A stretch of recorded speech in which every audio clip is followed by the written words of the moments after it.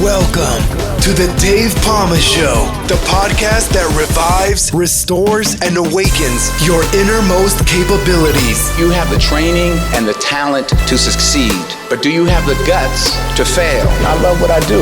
When you love what you do, you want to be the best at it. Today is about the power of you. You will change the world.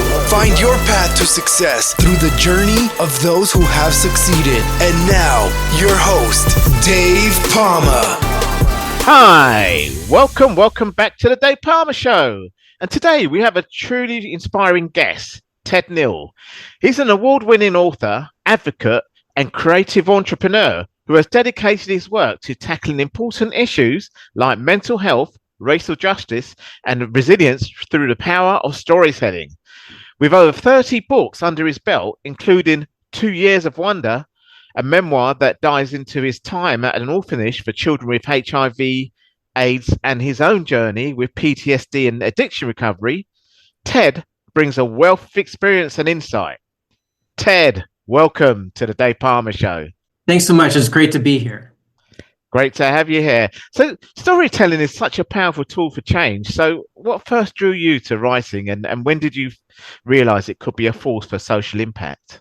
Well, I think ever since I was a little kid, I was telling stories, writing stories. And so it kind of was in my blood from very early on. Although how to turn that into a career is always very, very challenging because there's not really a entry-level position for writer or novelist. But I definitely saw from, so many examples growing up of artists, whether they're musicians or they worked in a visual medium, or writers themselves, trying to make a social impact. I mean, artists tend to be empathetic people. So I think that we are moved by the plight of others who are suffering, and trying to put that into our medium of choice to connect with others. I think it's in our DNA. Yeah, wow. And you've been open about your own struggles with PTSD and addiction recovery. So how's your personal journey influenced the way you approach your writing and advocacy? That's a great question. So when I originally moved to Kenya in 2002, and I lived at that orphanage from 2002 to 2004, the idea was I would go and be a journalist, and I would cover the beat of HIV/AIDS, how it was affecting people in sub-Saharan Africa. And I quickly found out that I wasn't a very good journalist. It was very hard for me to be objective. And I also had put myself into this milieu of, being a white male of privilege in a predominantly, African society. And I didn't have a good grasp of where I fit in that. I didn't have a good understanding of privilege, of this trope of being a white savior. And also just coming up against my own helplessness of working at an orphanage and hospice for kids with HIV/AIDS really kind of broke my spirit in a lot of ways. So it wasn't until I really confronted the grief from that experience, and it didn't catch up for me for another 6 or 7 years. And in 2012, I was hospitalized for depression. And I tell people that was the worst thing that ever happened to me, because while in the hospital... This is in Kenya, is it? Oh, no, this is later by the time I was back in the United States. Okay.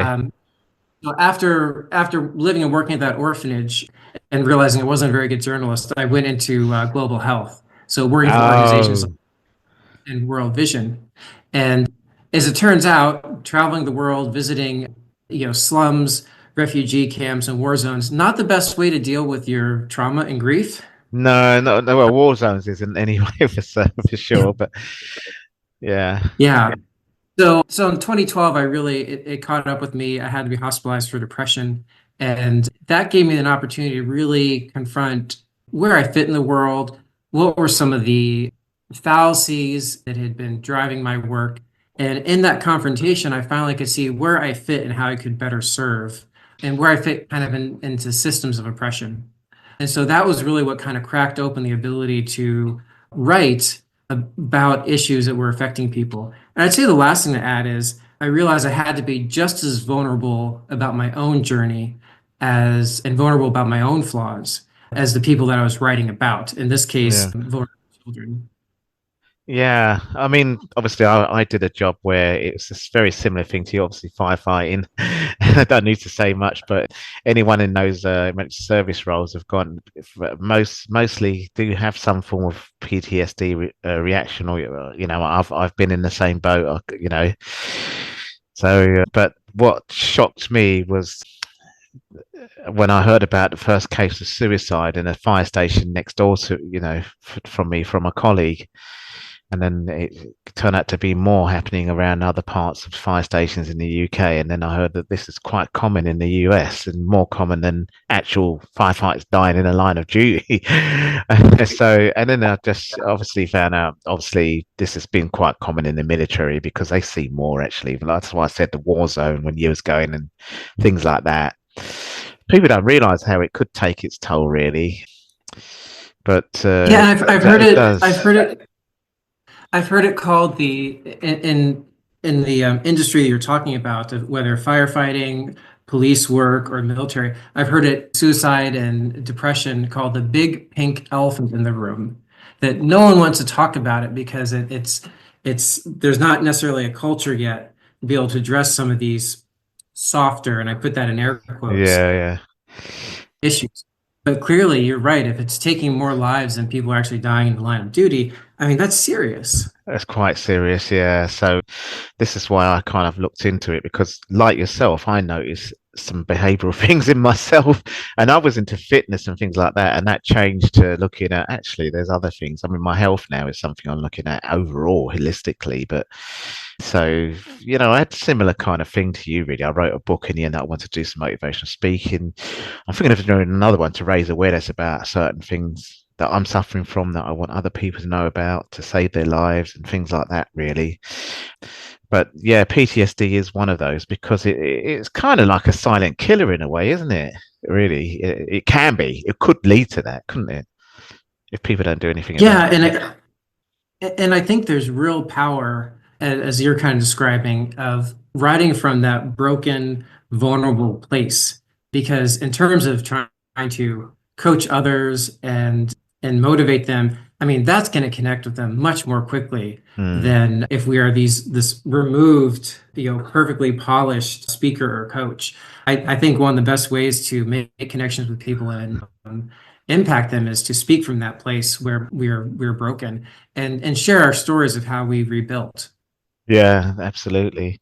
So you said that in Kenya was part of that part of the issue where you said you felt you wasn't as good a journalist, and I couldn't remember what else you said now. I have to rewind this Sure. but not that you didn't fit in, but you felt white privilege there and things like that. Although you do speak a lot about racism, so that's that's obviously a plus. It's not you obviously notice that actually these people, that the statement you made is that there is racism, and I'm stepping forward as an advocate towards this. Yeah, I have a book coming out next week, so next probably by week. the time. This would have been this will be, your book will be out a good few weeks by the time this comes out. So when everyone listening now, it's already out. Great. Well, yeah. So that book on racism is called "My Name is Ted and I'm a Racist." Oh, really? Oh my God. Wait, that is a real serious statement to put as a title, isn't it, really? It's a 4-book series, actually. I broke it and tried to make it readable chunks. But I've never struggled with addiction or alcoholism, but while I was being treated for depression in the hospital, I encountered the recovery community, 12-step programs like Alcoholics Anonymous and Narcotics Anonymous. Yeah. And I was really taken with their honesty and their spirituality and their confrontation of self. And so what I decided I would try to do, I've spent a lot of time with friends in recovery because I have a deep admiration for their work. And so I've tried to take some of the principles of 12-step programs in recovery and apply them to our political identities, apply them to our internal biases. So that's why I decided I would approach this like this this idea of coming and confronting our biases, our addictions to certain types of thinking, and say, hey, my name is Ted, I'm a racist. Just like my friends in these recovery programs, sit down in these meetings, say, my name is Bob and I'm an alcoholic. And I thought that was a good place to start in terms of confronting our own biases. Yeah, no, that's quite interesting. Now I know what that makes sense now, what you're talking about. Yeah, because in the 12-step program, obviously your book's not talking about a 12-step program for a racist out there or anything like that. And you're actually saying it in a way to say, look, there is some, I mean, there's some unconscious bias probably in me, as a male, maybe when there's, the only female around and, whatever. I don't know, but I don't know if there is. But what I'm trying to say is we've all got a bit of something like that in us, haven't we, really, where the unconscious is thinking in a certain way. That's pretty good that you're coming out like that with it in terms of, saying it. Well, and then it has because there's a bit of racism in everyone anyway, isn't there? Really. Well, and then it has this other layer as you get farther in the series. I also do have some observations, even critiques of my fellow progressives, and I think we're in this moment right now where any critique of a progressive movement can be misinterpreted as a ism.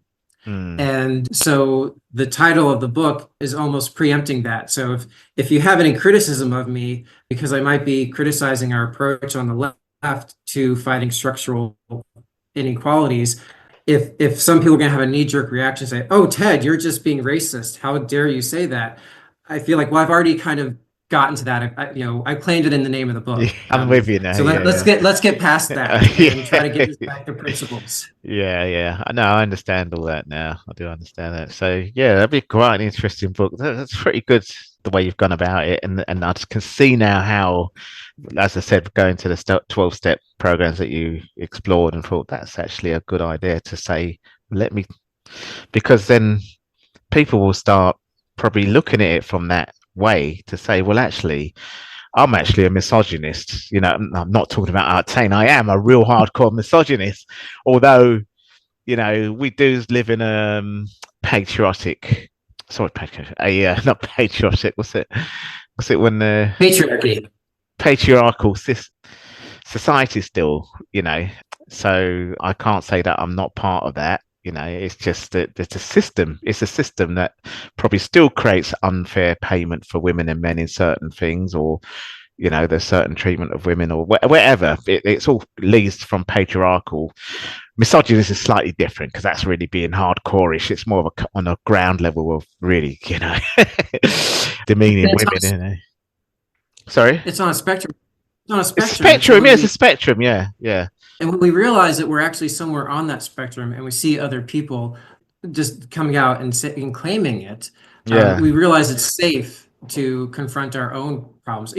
One thing I learned from my friends in 12-step programs is that it's not a matter of perfection, because if we make perfection our guide, or purity our goal, we're never going to get anywhere. But when I hear my friends in 12-step programs saying it's progress, not perfection. Progress, exactly, yeah.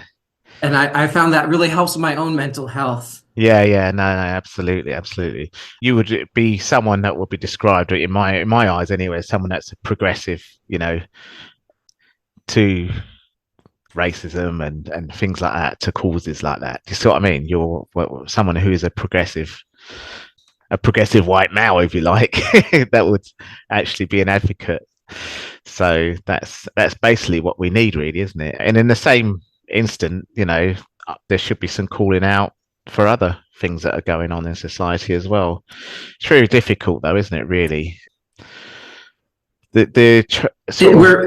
race, class, and gender are bigger things that people can talk about, but then there's other smaller ones, isn't there? That disability, for example, that people don't really see so much. So I have an invisible disability, for example, but people can't see it. But then I know that I had the fun taken out of me all my life until I found out I hate myself, and then it was like, oh well, with dyslexia and any kind of neurodiversity. Do you see what I mean?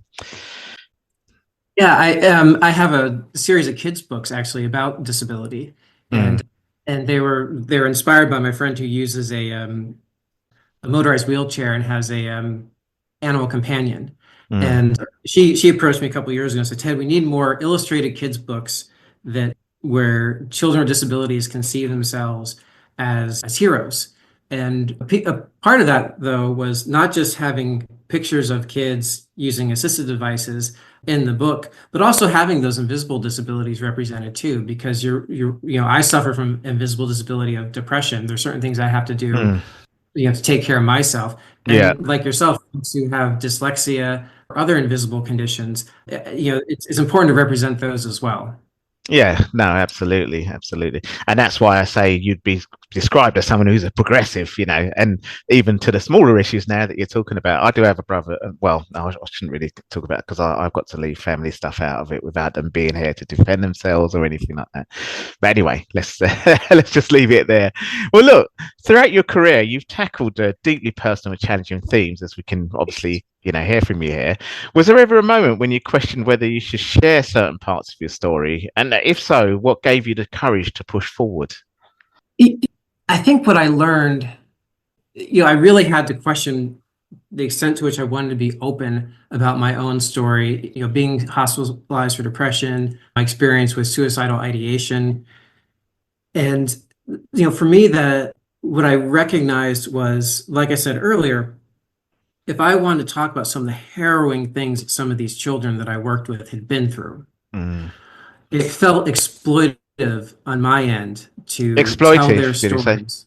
Did you say exploitative? Yeah. To tell their story without being as open about mine. And, writing a careful line there of not making it about me, but being as open about my experience and vulnerable as they were being with me, because they told me things that happened to them. And what I actually found, Dave, was that in doing that, it was actually quite liberating because it allowed me to not have any secrets. And I could be the same person in all contexts. And so once I kind of came forward and putting all my stuff out there in a memoir, I found it, very liberating. Like, I have nothing to hide anymore. I have nothing to be ashamed of. And then it also kept me on the straight and narrow because, well, if my life is going to be an open book, literally, I don't want to pardon the pun, you mean?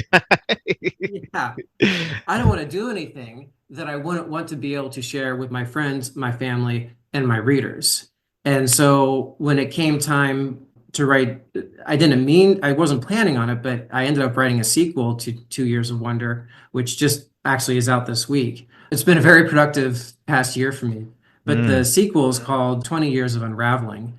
And that is really about following up with those young adults that I knew as children. And what we uncovered was 20 years of sexual abuse at that orphanage that took place after I left. Yeah. And after you left, oh wow! So you didn't really get to hear anything. Well, you probably did get to hear about it, although you wouldn't know about it. But they reached out to me. Yeah, I'm with you. Yeah. And so that was a question of like, okay, do I feel like I'm the person to help tell the story? And is it right for me to tell this story? And, do I even want to step into the space? Because I know how controversial it can be to be a whistleblower for something like that. But really what gave me the ability to do that was that choice back when I wrote the first memoir, just to be the same person in all contexts, to be a person of integrity. And going all the way back to my time in the hospital, it was my friends in recovery who modeled that for me, saying things like, my name is Bob and I'm an alcoholic, or my name is Susie and I'm an addict. And just living that out and not being ashamed of it. So that was kind of the model that's allowed me to do a lot of my work and writing and just being vulnerable on the page. Yeah, wow. Well, that is really, I mean, telling your own story is a good way to kind of have a relief and get something out and sharing things. You don't have something getting in the way when you're able to be free with people, aren't you, really, I suppose, once you get it out, I suppose. I think a lot of it, though, is, again, something I was modeled for me from my friends in recovery from addiction, was getting a hold of your ego and making sure, being able to recognize when you're doing something from a place of ego and when you're being able to just let go of that as well. And it's, again, progress, not perfection. There's still times my ego gets in the way, but I think that's it can be an anchor for trying to hold on to some version of ourselves that pleases our ego. And if we can let go of that, I think we can be a lot more authentic. And and that's going to help us, whether we're writing or just leading in a capacity in nonprofit or, for-profit space.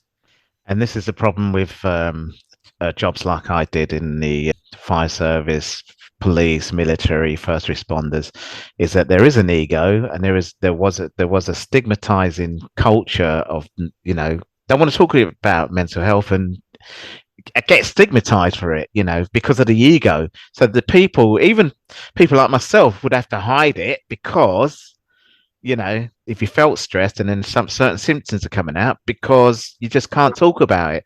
It's slightly changing now, but they could do with work like yourself. You could go in there and talk about the ego, and because it's the ego that's doing it as well, either from the person that has got a big ego or the person that just wants to hide because of those people with the big egos that's stigmatizing. I don't know if that makes sense to you, does it?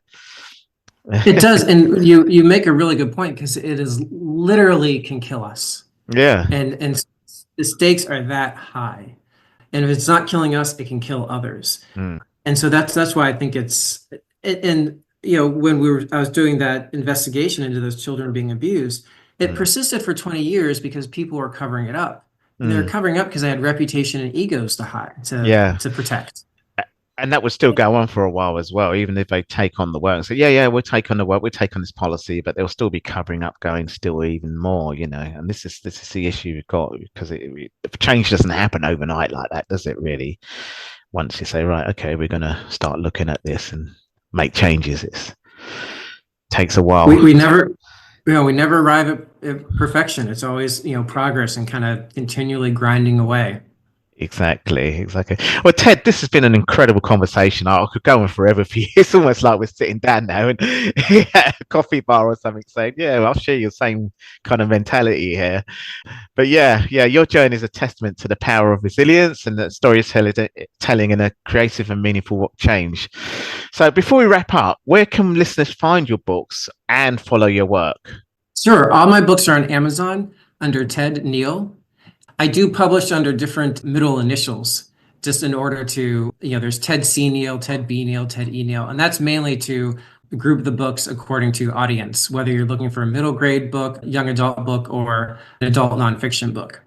But if you go on the Amazon, search for Ted Neill, you'll find me. Ted Neill Author is my website, and I'm also on Instagram under The Real Ted Neill. I'm on TikTok under Ted Neill Writes.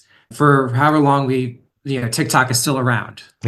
Yeah, exactly. They're even slightly talking about it here. Australia, they banned it for under 16s, so it's certainly a big topic. But why are they picking on TikTok, I'm wondering, rather than all the other social medias? Never mind, anyway. Instagram's probably the next to get it. But anyway, Ted, it's been really great talking to you. Thanks for coming on the show to talk to my audience today. Thanks. Hey, keep up the good work. And I'm definitely going to jump on and add my review to your podcast. It's really been fun to listen to. That's all for this episode. Thanks for listening. And remember, if you want to support what we do, then share, subscribe, and leave a review over on Apple Podcasts. Or head over to my website, davepalmer.com, and click on Rate Show. Well, that's all for now, but I'll see you in the next episode of The Dave Pamah Show. Follow us on Facebook, Twitter, and Instagram.